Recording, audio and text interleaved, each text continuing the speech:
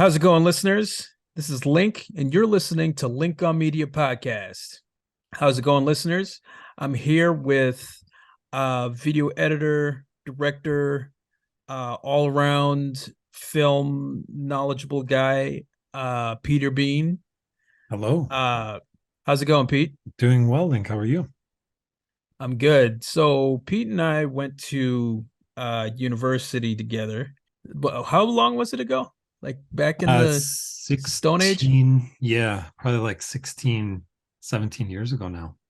Yeah, they didn't used to shoot like digital back then. Like the No. digital tapes we had back then were like DV tapes.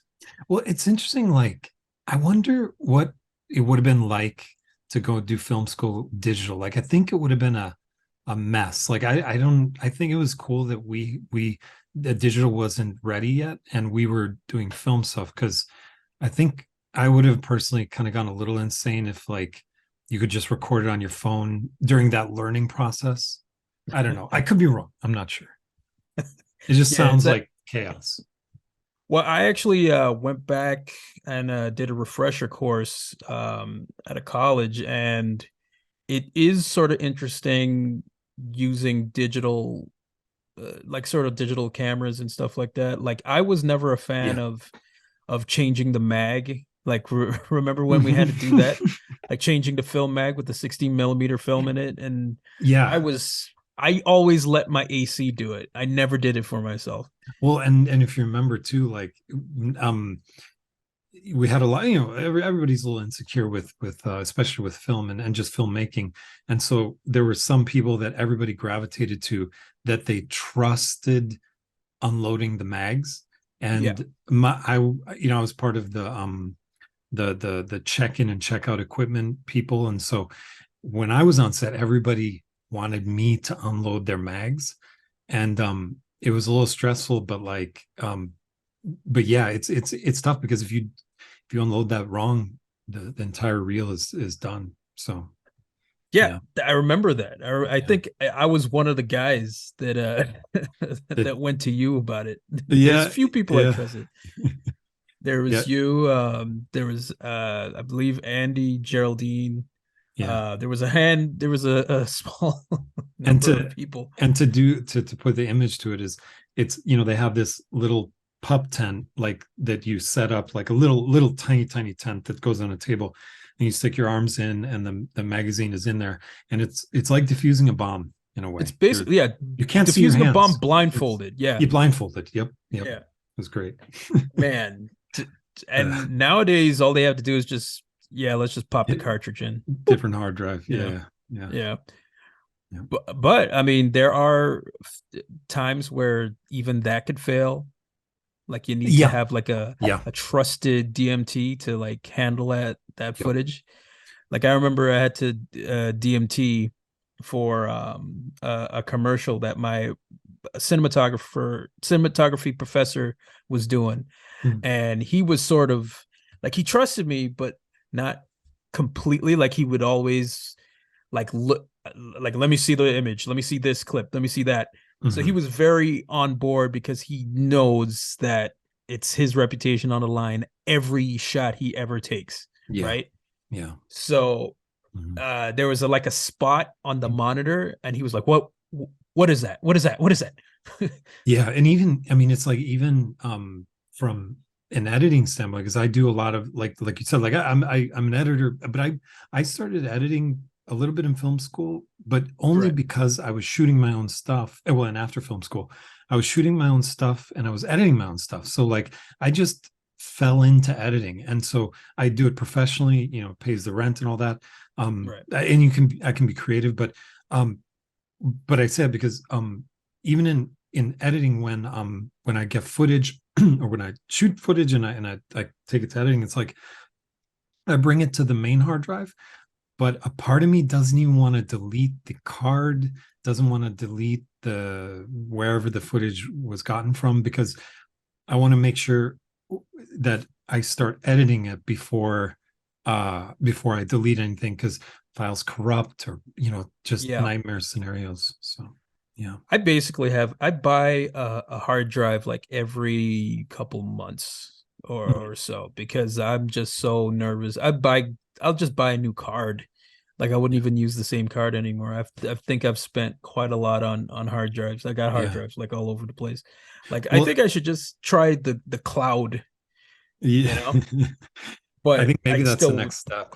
Yeah. yeah, Because and adding again, like I didn't realize in the pandemic that an editor could edit from home because of all the footage that's involved, but like the cloud makes, I didn't think it could handle it, but like um I'm doing fine, so it's great. yeah, yeah. It is like it has gotten better. That technology of just Yeah. having things, just as long as it's not Dropbox. I despise Dropbox. Yeah. Well, and yeah, it's, I mean, you can show people the stuff with Dropbox, but it's rough. Yeah. Yeah, But I will say too, like, I mean, for because I don't know if you've ever talked about it on your podcast, but like, um, in film school, there were a few like, there's a lot of student or a handful of students, and like, you can tell who's going to stick with it and who's not, and who's like sort of only interested in like the glamour of directing a film or whatever, or even making a film. And you were one of those people that were like, stuck with it and was super passionate about it. And and as people dropped off, in our film school for whatever reason, you and myself were among the few that stayed with it. So yeah. I you're. believe the term was the the guy in charge of the film department, Mhm. the film program. I believe he said something along the lines of, by the second semester, a lot of you will not be here. I He's like, believe look he. at the person next to you, they won't Oh be here or yeah, something. yeah, yeah, yeah. That whole speech. Yeah, Yeah. he's And like a scared well, straight.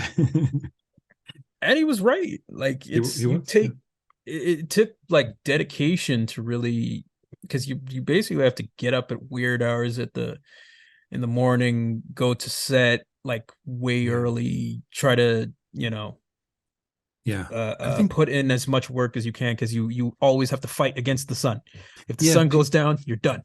people think filmmaking, they don't think it's easy. I'm not saying that, but people think it's easier than it really is. And it's man, yeah, it's rough. There was I know we're eventually going to talk about the Oscars, but like there was the host had the boom and everything. He was pretending, he was joking to do a room tone.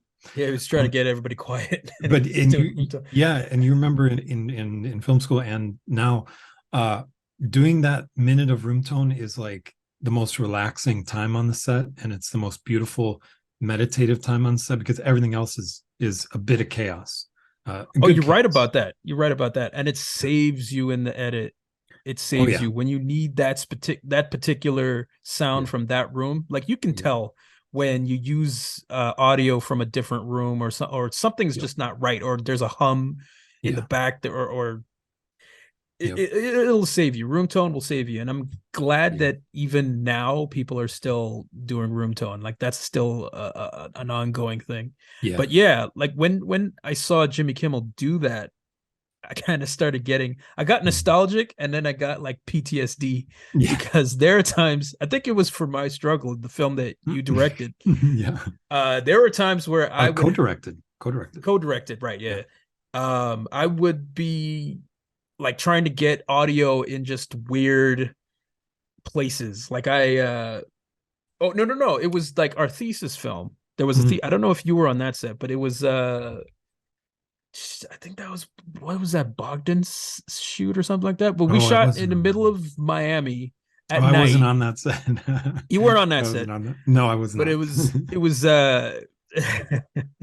so I was doing some recording for my thesis film, Yeah. because I was editing it, and if you're editing it, Right. you do your own sound, Mhm. so that makes the sound recordist a little bit more cognizant of what he's doing on Yeah. set. Yeah. So there are times where I would be getting audio like from the roof of a bus stop or something like that. Like I would Mhm. climb on top some structure and try to get sound. It was wild. Yeah. And like meth addicts were running for the cart and everything. It was pandemonium. There's a big homeless population in Miami. I don't know if it's still the case, but when we were there, for sure. I'm sure well, the dorms were in the ghetto. Like, Yeah. let's be real. Like, Yeah. Yeah. And we were well, not to get too into it, but yeah, we were in dorms across from each other, right? Like we had to, traverse this little like vacant lot to get to each other. So yeah. Yeah, it there's was was a fun. little vacant lot. There's probably another Miami condo in Oh, that there's yeah, place now. it's all There's so I'm sure all our buildings and everything are demolished by now. the interesting thing about the students that I when I did the refresher course is that a lot of them wanted to do like YouTube stuff. Like they wanted to have Yeah, like YouTube channel. So that yeah. was like the interesting thing about how different it Well, is. Like, yeah, that's why I say, like, I think I would be horribly distracted because I would, imagine you're gonna do your film in your class and stuff, but then you've got a TikTok, you've got an Instagram, you got a YouTube that you want to cultivate, and you can make the films, make the interesting things. I feel like it would be a huge distraction. like it's based on your online presence is how you get the work sometimes. Like I got a lot of Yeah, work yeah, from just contacting people on YouTube. Not on YouTube, sorry. On Instagram. yeah, yeah. Yeah, like I got a lot of gigs off of like shooting parties, in Toronto because of Yeah. Instagram. Well, yeah, So, and well, and also like shooting digitally too. Like the thing that gets me is you can just endlessly shoot. There was always meticulous. We had to be meticulous with film because it's finite. And so I just I'm obviously I shoot digital now, so it's fine. So I understand it's fine. But just learning film, I feel like not having those guardrails, not having the boundaries to schedule a film shoot, not knowing, because you're in film school, I feel like it'd be really tricky. I'm sure it's all on the teachers to like properly like guide that, but with film, it was easy to like have those boundaries because they were there. You would run out of film and you couldn't tell the story. So um I don't know, but it's fine now as professional filmmakers. But like I don't know, that'd be a issue. I would wonder if that would be an issue.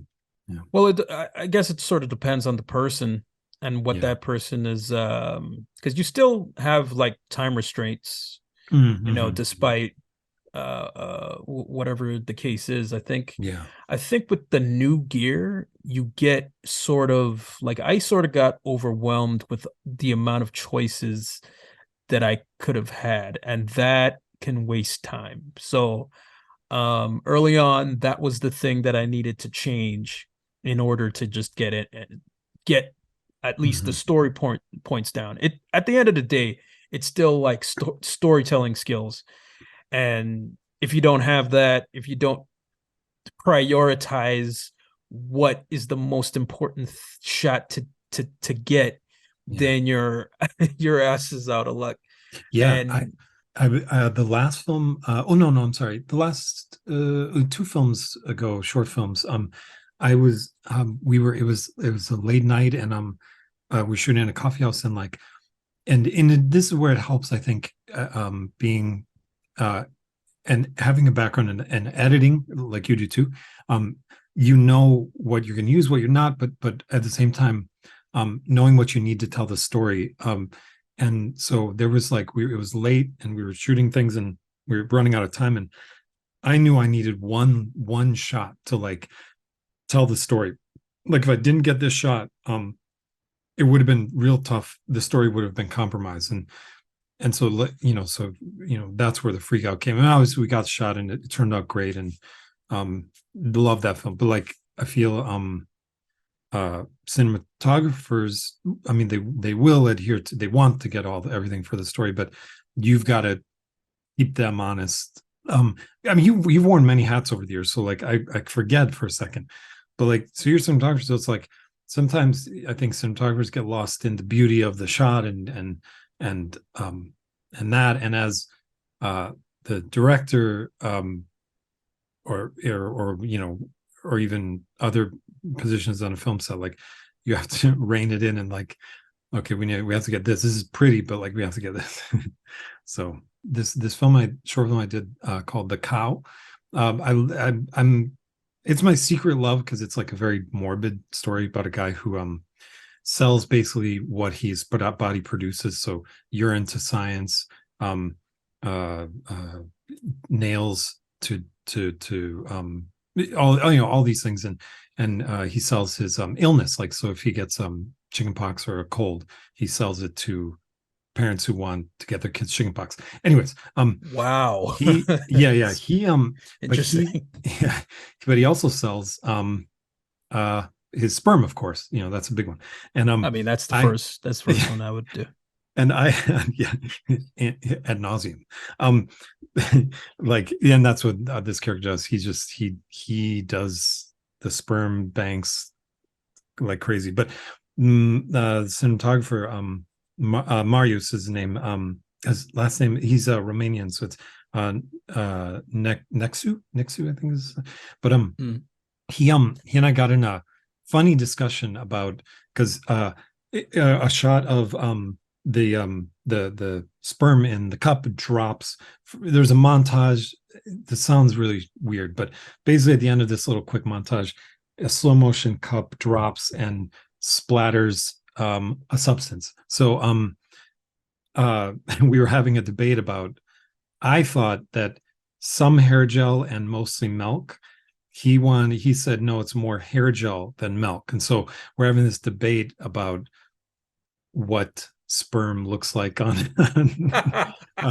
and we and so that was really funny. And he and on that set too, it was like, I did, I said before, like, you're an editor, what shots you want to use, what you don't. But on that shoot, I kind of learned, because he wanted to take a shot above the ceiling fan and Mhm. down at our character who's laying on the floor, mostly naked.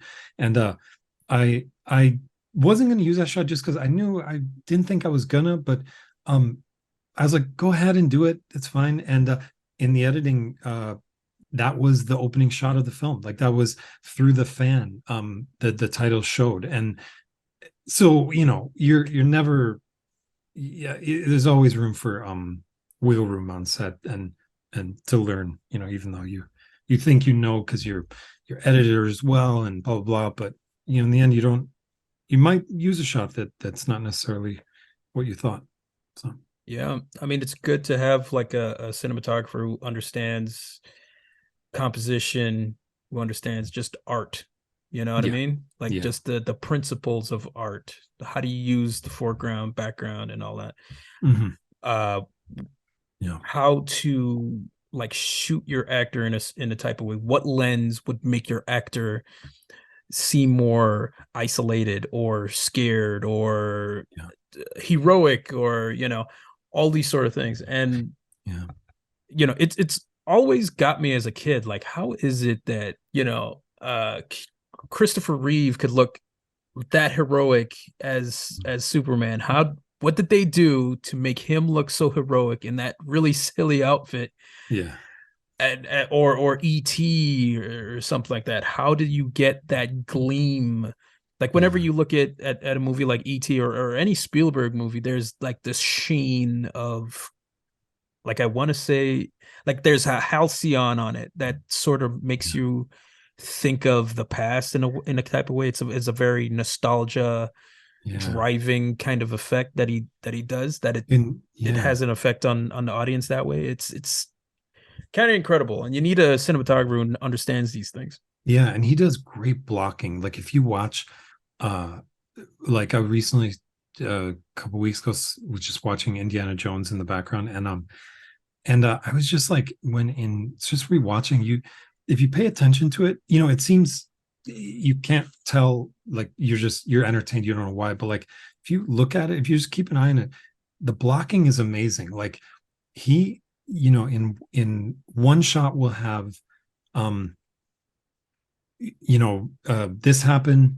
there like, for example, I guess when the Last Crusade, where they get to the tomb. The sort of Nazis are gonna go in the tomb or whatever, and Indiana Jones and them are like watching from behind, and one of their sidekicks, he's watching, they're watching, we're watching as well as the audience. But then he, the guy gets cut in half, and this actor with Indy turns around gasping, looking at us almost, but he looks past us at a Nazi holding a gun, and then the scene continues. But it's like that, as a film student, you might just block it and shoot this, that, all three or whatever. But in one shot, he does a lot of actions, and it's really cool. I rewatching it, I appreciate it even more, even though he got a little snubbed at the Oscars, but that's fine. Yeah, I think there was a lot of scenes like that, especially like some of the what you call it, the exposition scenes, like in Mhm. like for example in Raiders of the Lost Ark, I believe Indy was having a conversation with Marcus, the secondary Mhm. character, Mhm. and then there was the whole thing was done like there's close-ups, medium shots, wide shots, all in one shot. And then the only shot Yeah. that they cut to was like when he picked up a gun, and it was like an insert, and then it sort of goes. It demonstrates like Mhm. the entire conversation that they're going through, but it's all in like one shot. Like he's done like a lot of those oneers, Mhm. and the thing is, you don't notice it, and I think that's why he's one of the best at it, Yeah. because when you find in a lot of movies when they do oneers, Mhm. and when I say oneer, that means a shot that is continuously moving, Mhm. continuously rolling without a cut. Yeah. You notice it right away because I mean they kind of want you to notice. They kind of do it in a kind of way where it's like you're seeing whatever action is going on play out without a cut, and it never really impresses me anymore. It used to, like when I was in Yeah. film school, I was like, oh my god, they just did it in all in one shot.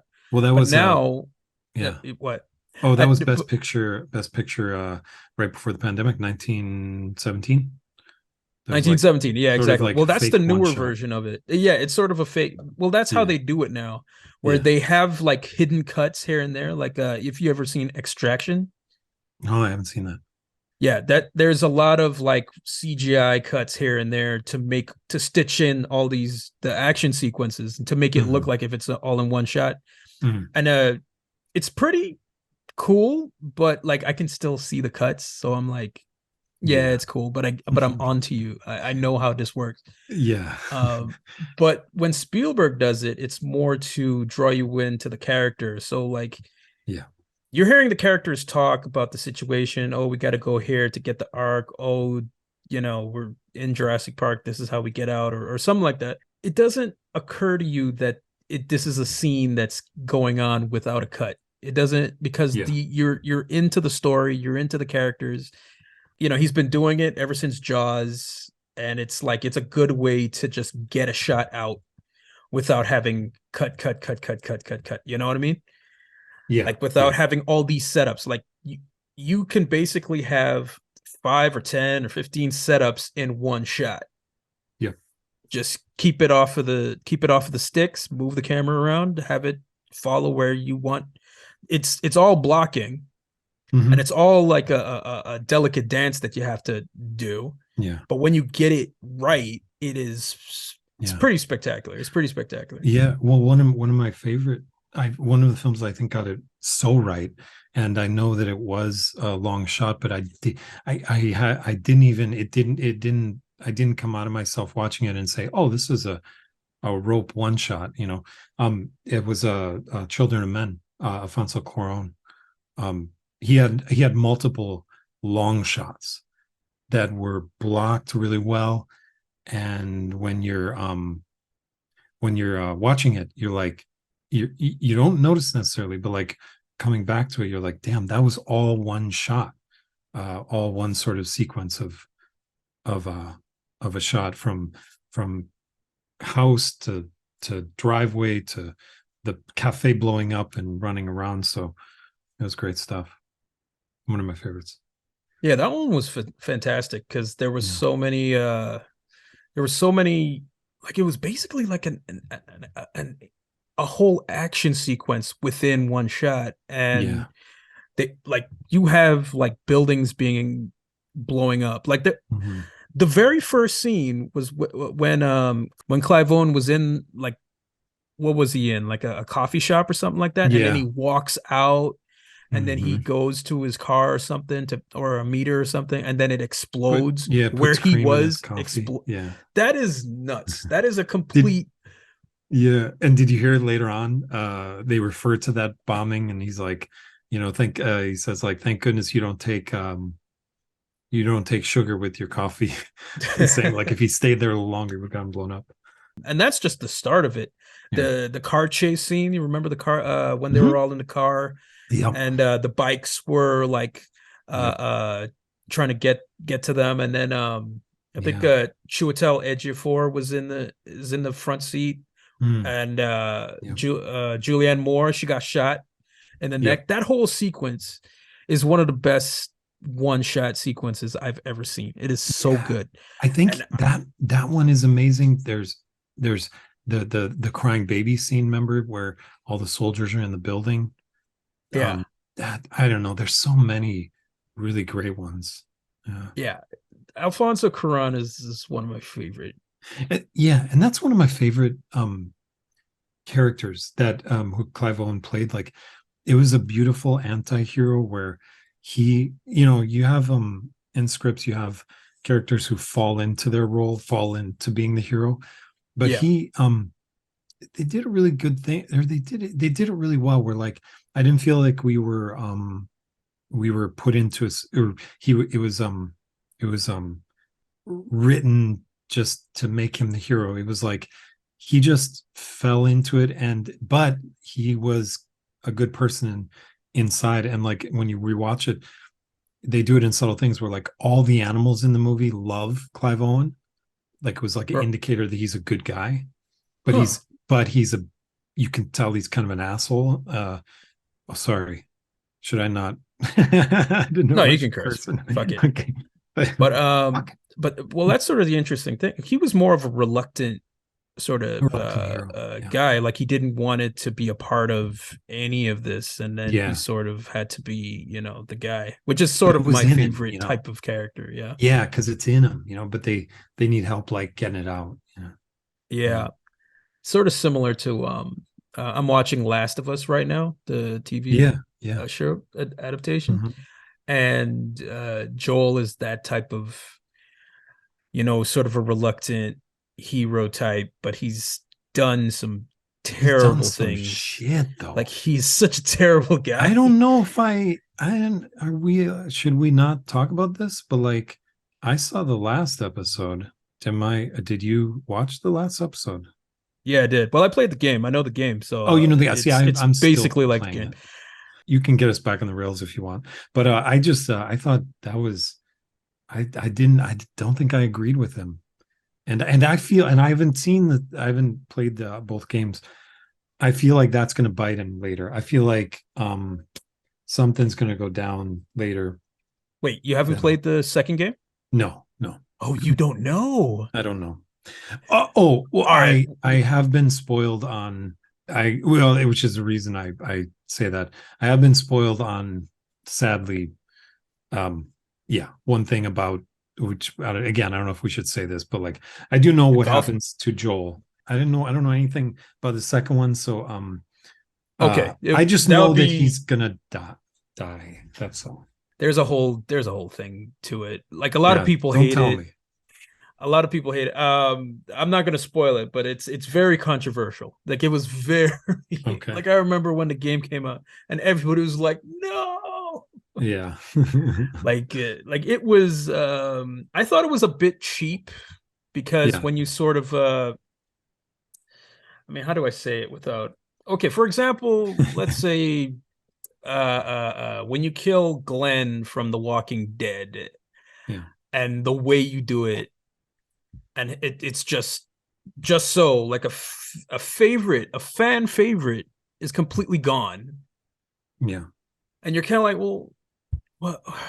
why am I still watching this? You know what I mean? Like it's Well, it's interesting you say that because I think from what I was told, I think killing Glenn was a twist in the comic book storyline. yeah, it was in the book. Yeah.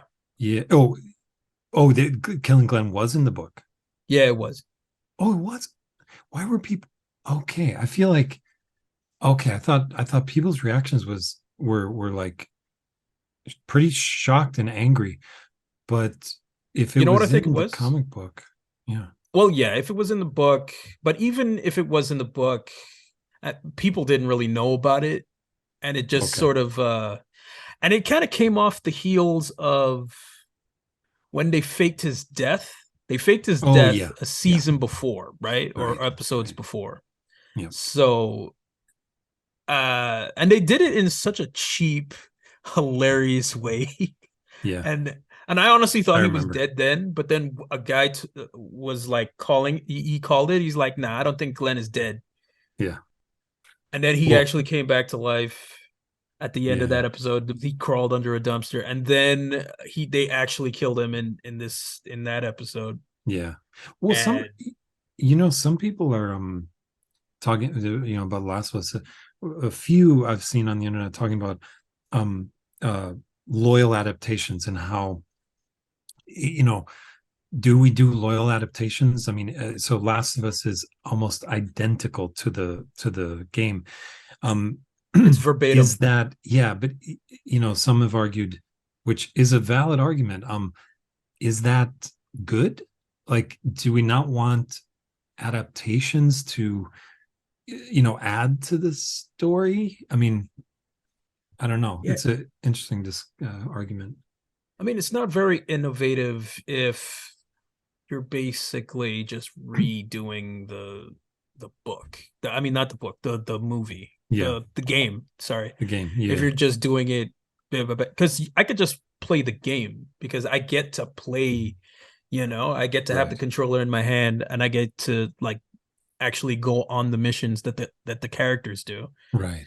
Yeah, So that's why I find if you're doing a literal adaptation of a game like that, it's probably the game's always going to be better. yeah. Like it's always, Well, once, yeah, I don't know where I fall on that because if the game is beloved, it's like maybe, and for people who haven't played the game, because there are a lot, even though it's a popular game, I'm yeah. sure there are people that are like, well, let's be loyal to this because it is a quality story and people love it for a reason. So maybe it does make sense in some cases to go straight up adaptation, like shot for shot almost. Um, Yeah. I mean, it didn't I don't have any problems with it because I think they did a stellar job at doing a copy and paste. yeah, And even when they do deviate, you do get, a pretty good storytelling. Like I think episode yeah, 3 was yeah. a bit of a deviation Beautiful because deviation. Yeah, yeah, and people really gravitated towards that episode. I think that's yeah, definitely getting them an Emmy. Like they're yeah, for sure, for like they sure. went that was their Emmy episode for real Yeah, because I mean it was a sort of a gay love story in the middle of a an apocalypse, yep, and the acting was so good. Like I want to yeah. call him Ron Swanson, but I know he is that what's his real name? I can't remember the name though. I don't know either, but yeah, Ron Swanson is fine for me. But both those actors, man, him and the guy from the first season of White Lotus, like they really Oh, just Nick Offerman. Nick Offerman and Yeah, the other actor that I can't remember his name. That mhm. that was just so compelling how Yeah, it was. And I think what was great about it was that as it ends, they went out on their own terms. You know what I mean? Like, yeah, they didn't get killed by like, raiders or something like that. yeah. And it was beautiful because it was like, whatever your politics, uh I feel like though it was like a gay story, a homosexual story. It was Mhm. it was so well told that you can't help, if you are not a fan of that stuff, like you can't help but be invested in them, and that's what, like, that's the beauty of filmmaking, is like you can take, controversial, I don't know, you can shine a light on some issues, and make it really beautiful, and maybe change some minds. Like my thing about it is that it has to be good. Mhm. That the it has to be quality stuff. The actors have to be, really good at what they do. The dialogue has to be written good. It's all, no matter what you do, it has to be good. I the last episode, I mean, the fact that he had to go bathe in the Mandalorian waters, that was a little weird twist, but like, I guess that'll reprise him of his wrongdoings in the Yeah, that last was a episode. weird That was twist really for weird. Last of Us. Like Crossover. I'm like, I I mean, he didn't I was didn't see it coming. helmetless the whole time. He was, I don't know. He's Wait gonna a have minute, to are we bring talking about the same he's show? gonna have to bring that water with him, and just, oh, that's what you do. You bring the Mandalorian water with you. So if you have to, like, okay, I'm at a buffet here, I need to take this mask off and eat. You do that, but then you just splash that water on you. Well, the water is the cure for the outbreak. Apparently. It's Oh yeah, that's the yeah, exactly. But yeah, It's so like surprising. you really didn't you had an ethical dilemma with the last episode, which that's why I love it. I did, because I felt, dude, I'm a new dad. I understand completely. I do. And I don't know what I would pick, honestly, but like, I feel, I somehow, it felt wrong. Like, if this is gonna save humanity, like, I don't know where I fall, but I don't know that I was on board with Joel and that Yeah. massacre. And I'll say too, dude, the Fireflies, what a bunch of skippies. Like, like, they were just getting mowed down by one guy. I was like, do none of you guys know how to flank somebody? I know they were really piss poor. Like Joel like took him out like Like real quick. stormtrooper status. Like man, Yeah. it was embarrassing. Like how Mm. did these guys last this long against Fedra? Yeah. Like Yeah. it was very hilarious. Yeah. But yeah, that show's I really loved that show. I think Pedro Pascal is pretty good, even Yeah. if he doesn't get much screen time in The Mandalorian. Yeah. Like he's still pretty good in it. I don't think I like the new season though of Mandalorian. I don't. No, I wasn't. no, I'm not. It's When Grogu, like, decided to go with Mandalorian again, I'm like, dude, I saw this in season one. Like, I don't know, show me something different. And then what's funny is, like, oh, he has to go to Mandalore in this last episode. It's like, boom, he's there. I'm like, what? I thought this was going to be like some kind of I know. I difficult journey. know. It's like the whole thing like that. I mean that those two episodes could have been a 30-minute episode. Yeah. Like why does he have to go all the way to Griff Karga's place to Navarro to get I need to get the droid, and then But he's then, fiddling with the droid to get like the Taika Waititi droid to try to yeah, get that working again. And then the Babu Frick aliens, they tell him, oh, he has to go to this place to yeah. get to fix the robot, and then he goes over there and then he just gets a new droid anyways. So what was the point of all Well, that? Star Wars does that a lot, where, like, you have to get the thing to get the thing. I hate that shit. God damn it, man. Yeah. It's annoying. I Yeah. don't know. I don't like the new Star Treks, but at least they know how to fill an episode, man. Oh, see, that's where I haven't gotten into it yet, which is heresy, because I'm a huge Star Trek homer. But I Yeah. oh, this is an interesting cross, because I know we were going to talk about the Oscars, but like, one of my wading into the new Star Trek was the first episode of Star Trek Discovery, and Michelle Yeoh was the captain, and Yes. I wasn't in love with her character. I mean, maybe she was, but the first episode was free on YouTube, so I watched that. But like, maybe they develop her better. But like, in that first episode, um, she gets cast. I love the character she's casted in, but oftentimes they're not as dimensional as even she's admit. Like when she got the script for Everything Everywhere All at Once, she was waiting for a story like that, for a character like that, where, because I feel like she's been given a lot of roles that have just not been as deep as she can act. and Yeah. and I that mean, was the problem with this. She was a captain of this, but I just didn't feel it was best for her. and I'm gonna be real. I don't think her Americans, the stuff that she gets in America, I don't think it's up to her talents. Like she Yeah. does get once in a while something pretty good, like the Crazy Rich Asians and stuff like that. But I think Mhm. everything, everywhere, all at once is the best thing that she's been given in a while. Yeah. You know what I Yeah. mean? So A lot of, but her roles are like these tough woman. I love the roles for what they are, because I'm a huge feminist, and so I love seeing a strong woman character. But the problem, and maybe that's why how they cast her sometimes here in the US, is that's all they make her, is a strong female role, which is great. But then in Everything Everywhere All at Once, she was that, but she had vulnerability. Like I loved seeing her vulnerable. And yeah, even in I hate to say, my first sort of, I think my first exposure for was Crouching Tiger, Hidden Dragon, maybe before, I'm not sure, but um she was tough. She had some vulnerability, but like it was good. But this Everything Everywhere All at Once, like she was vulnerable, but she was tough, but a lot of different things. So it was amazing. I And don't think I've seen like I maybe I'm missing some of her stuff. she's Maybe done a her lot. Chinese stuff.